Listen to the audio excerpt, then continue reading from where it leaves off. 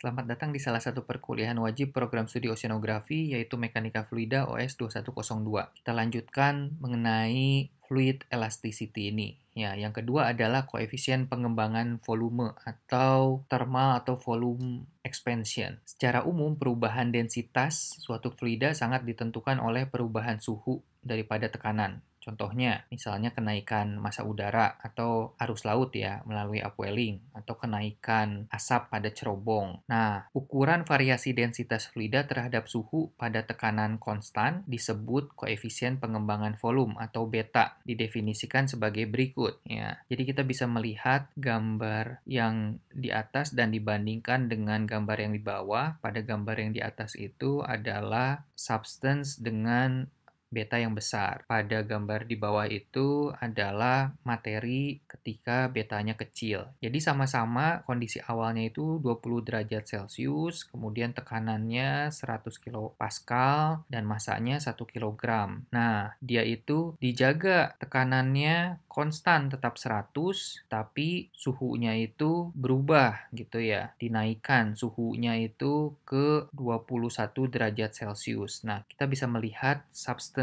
yang atas ya itu mengembangnya lebih besar ketimbang substance yang bawah. Pada kondisi tekanan yang sama, suhunya sama-sama dinaikkan 21 derajat Celcius. Sehingga beta itu dinyatakan sama dengan sepervolume dibagi perubahan volume terhadap temperatur dengan satuan per Kelvin, atau dapat dinyatakan dalam perubahan yang finite gitu ya, minus 1 per rho dikali delta rho dibagi delta T pada tekanan konstan. Nilai beta yang besar menunjukkan bahwa fluida tersebut cenderung merupakan fluida yang mampu dimampatkan, dan beta yang kecil biasanya terdapat pada fluida yang tak mampu mampat. Walau demikian, nilai beta bukan merupakan indikator untuk menentukan fluida kompresibel atau tidak kompresibel, karena besar atau kecilnya nilai beta merupakan ukuran relatif. Dari dua jenis atau lebih fluida yang kompresibel dapat mempunyai nilai beta yang berbeda. Demikian pula pada fluida yang inkompresibel.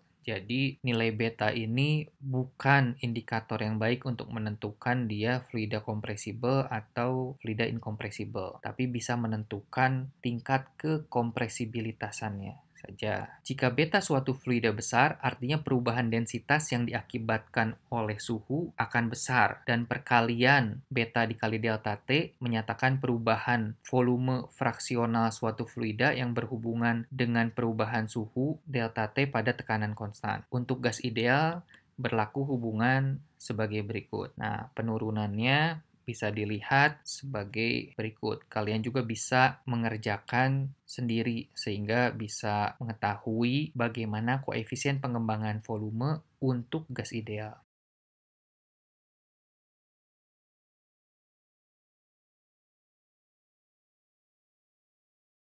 Salah satu kegunaan koefisien pengembangan volume adalah kita dapat menggunakannya untuk mengkaji apakah suatu fluida itu mengalami upwelling atau sinking gitu ya. Nah, kalian bisa lihat bahwa gerak vertikal fluida akibat gaya buoyancy disebabkan oleh perbedaan densitas yang berbanding lurus dengan perbedaan suhu. Jadi bisa dilihat apakah dia naik atau turunnya tergantung dari suhunya. Suhu antara fluida sekelilingnya dengan daerah yang dia akan bergerak atau bergerak mendekat atau bergerak menjauh. Oke. Silahkan kalian kaji lagi ini lebih dalam, diperhatikan dengan seksama. Nanti kalian bisa tanyakan jika ada yang belum dimengerti. Terima kasih.